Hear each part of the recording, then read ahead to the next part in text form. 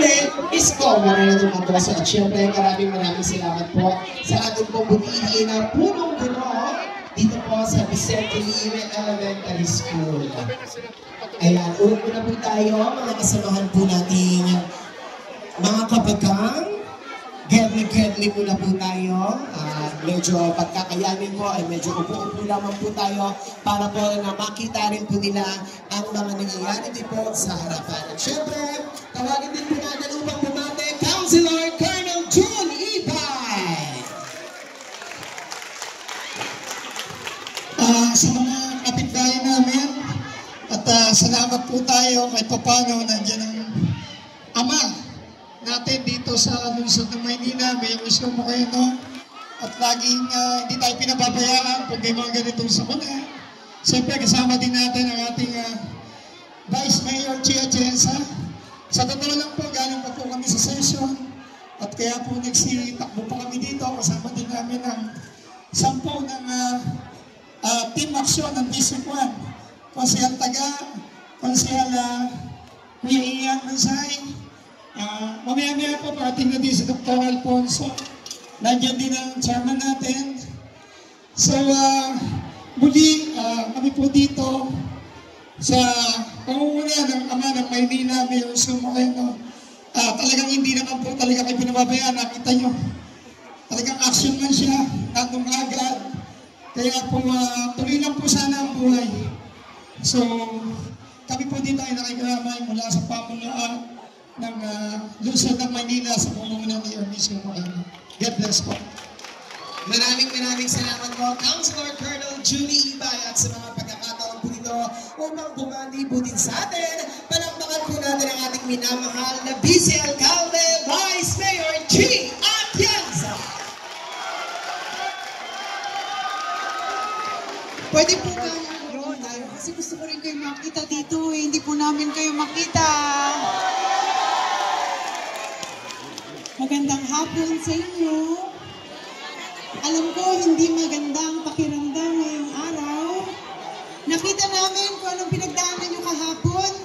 Dahil habang kayo po ay nasusunugan, si Yorme nandun sa footbridge. Ako naman po umiikot dito para siguraduhin na maayos yung evacuation sites nyo kasama si J.D. La Fuente. Hindi ko man masasabi na maging okay kayo dahil alam ko hindi kayo okay. Pero naniniwala po ako na hinahayaan ng Panginoon ang mga ganitong pagsubok para tingnan kung kahit na masakit, kung kayo ba ay magpapasalamat pa rin.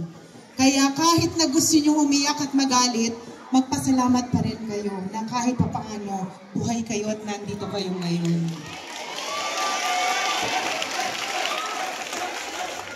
Kung nawala man ang lahat ng meron kayo ng isang iglap, naniniwala ako, kayang-kayang ibalik ng Panginoon ng 10 beses ang lahat ng nawala sa inyo. Kumapit lang kayo sa inyong pananampalataya. At kung meron mang isang bagay na maganda tayong nakita sa pangyayaring ito, makikita nyo na buhay ang gobyerno sa Maynila. At nandito ang buong gobyerno para siguraduhin na maramdaman nyo na hindi kayo naging isa. Kaya pasalamatan natin ang ating napakagaling na alkalde na si Yorme Isko Moreno Dumagoso na mabilis at tumulong at gumawa ng paraan para maapulang sunog na nangyari kahapon. Nevertheless, nandito po kaming lahat kasama po ng Manila Social Welfare Development na siya namang sasama sa inyo dito 24/7 para makasiguro na makakakain kayo at maaalagaan kayo. At marami tayong kaibigan na kahit paano tumutulong galing pa sa iba't ibang lungsod. Kaya lagi niyong tatandaan, pag naiiyak kayo sa madaling araw, magdasal kayo at magpasalamat kayo na buhay pa rin kayo. At mahal po namin kayong lahat. Kapit lang ha. Maraming salamat po, Vice Mayor G. Atienza. At sa mga pagkakataon po ito, ibibigay ko naman sa inyo ang ating ama ng lungsod ng Maynila. Palakpakan po natin, Yorme Isko Moreno Dumagoso.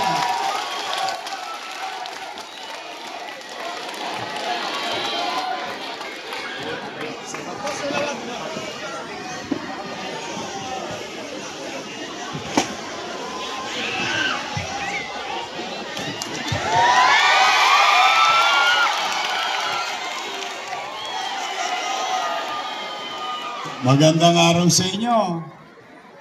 Oh, para kayo hindi nasunugan kami ni Vice Mayor Chi Atienza at ang inyong mga kusihal na nandito.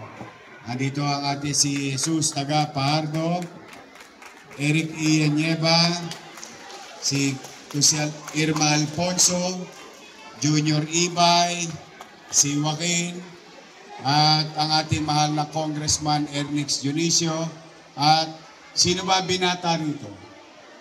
Sino binata? May binata po. Ay, isa lang. Wala, may asawa na to si Chi. Ang ating Vice Mayor Chi Atienza.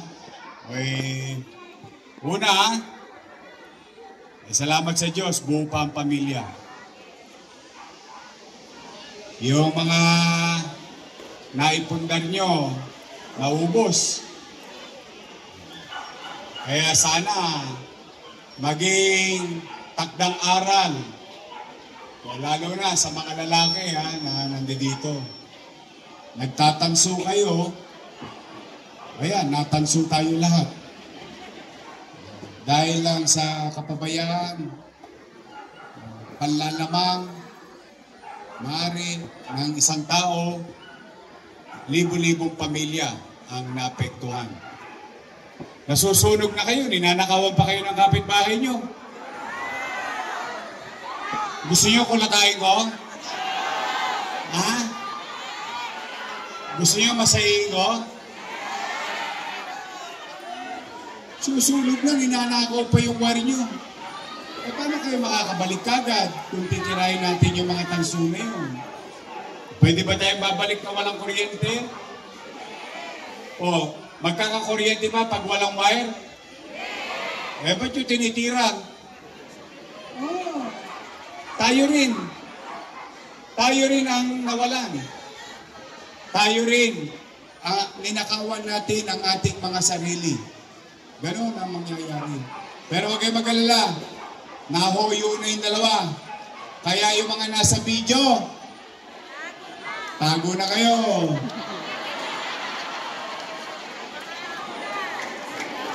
Sige.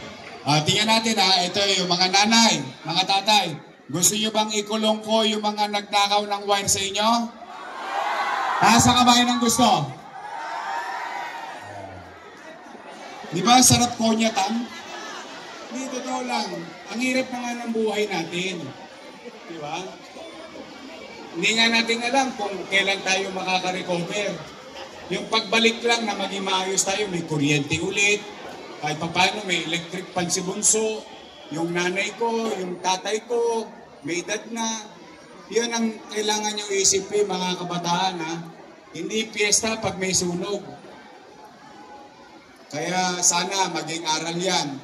Pero salamat sa Diyos, at least buhay tayong lahat.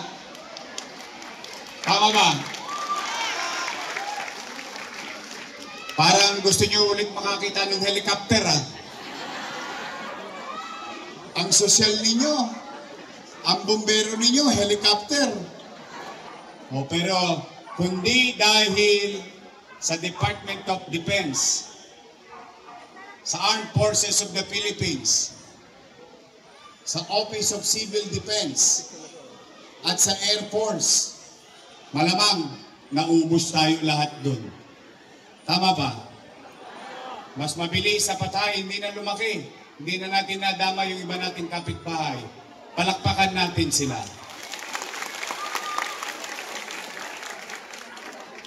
At maraming salamat sa Bureau of Fire, sa mga fire volunteers, sa mga medic na umattend. Palakpakan natin sila. Doon man lang sa palakpak natin, maipakita natin yung pasasalamat natin sa effort nila. Sa lahat ng tumulong, palakpakan natin sila. O ngayon, merong inanda ang national government. Nakita niyo to. Sa DSWD yan. Galing sa kanila yan. Yung karton, chicha. Yung box na plastic, paglulutuan ng chichichay natin. Meron kayong kaldero. Huwag din ang aluminum yung ano ha. Hindi talaga kayo makakalusot sa akin eh. Pare-pareho naman tayo ng buhay ng araw eh. O, meron kayong kaldero, kawali, pinggan, baso, kutsara, tinidor. Handog ng DSWD sa akin.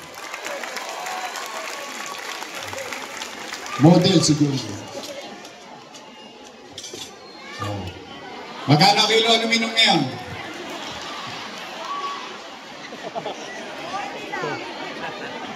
Mahal na kasi kilo ng taso eh. Ay, hindi, yan kamo. O, masaya ba kayo sa aming mga social worker? Masipag? Nakakain kayo agad? O, palagpakan natin yung ating mga social worker. Mga daycare teacher natin. Ayan, mga puyat yan. Ayun, may mga asim pa at mga teacher. Ayun. Hello? At sa ating principal. O, pasamantala natin nagagamit ang eskwela. Ayan ang mga tumulong. Kasi hindi ko naman kakayanin mag-isa. Kaya ako naman yung binabanggit, sa ganitong paraan man lamang, maibigay ko rin yung kredito sa kanila.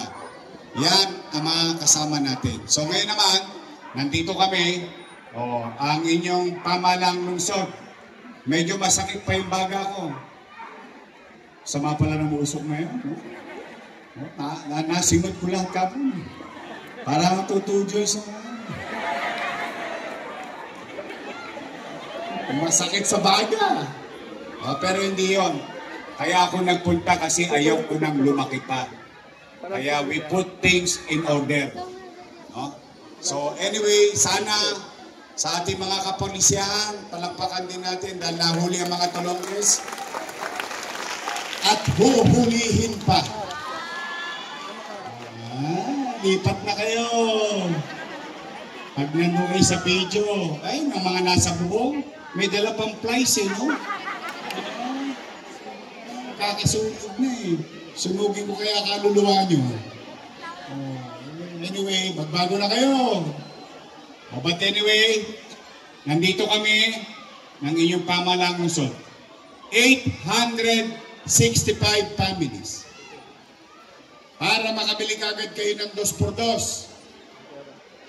Gusto nyo bang bumili ng 2x2? Ipalo nyo sa tulongges ha. Yero. Plywood. Gamit. Panty. Bra. Wala na natin, no? Kompleto na. Sunog na. Hindi. Pinasasaya ko lang kayo. Pero sa totoo, yun naman talaga ang totoo. Naubos lahat. Bawat isang pamilya tatanggap ng galing sa siyudad ng Maynila, 15,000 pesos. Okay? Mag-iingat kayo. Mahal namin kayo. Ulitin ko ha. Ulitin ko. Di bali tayong mahirap. Huwag tayong maging dugyot. Di bali tayong mahirap. Hindi natin kailangan maging magulong komunidad. May karapatan ng bawat tao mamuhay ng panatag at malinis. Araw-araw ko na lang nililinis yung lugar nyo. Kung po pwede ba, huwag na kayong nagtatapon sa gitna ng island. Pwede ba? Doon na lang sa bangketa. Tapos darating yung truck. Pwede? Kasi dumali naman ako kanina. Ang dami na namang Sharon Cuneta sa island. Balutin mo ako. Mga pinagbalutan ninyo na suman. Ito doon na naman. Ilagay nyo na lang sa kanan. Kasi pag nasa kanan ng basura, dadaan ng truck, hindi ko maabala yung mga dumadaan sa Arten. Okay? Kasi gusto ko maging tahimik yung lugar nyo. Gusto ko maging malinis yung lugar nyo. Kahit na mahirap tayo, gusto ko malinis yung lugar ninyo. Maaliwalas para sa inyo, hindi para sa akin. Kaya tulungan nyo kami. Itong ginagawa namin para sa ating komunidad. So muli, May awa ang Diyos. Huwag kayo mawawala ng pag-asa, ha? Makakaraos din tayo. Makakatawid din tayo. Naniniwala ba kayong habang buhay may? Habang buhay may? Ano yung sukarit? Pag-asa. Totoo naman. Lagi may awa ang Diyos. I love you. Yung mga lolo't lola ko, nanay tatay ko, senior citizen, taas ang kamay. Oh, malapit na. Malapit na yung gatas nyo. Tatapusin ko na yun. Oh, mag-iingat kayo, ha? Oh, sabay-sabay tayo. Manila! God first. Thank you. Maraming salamat po.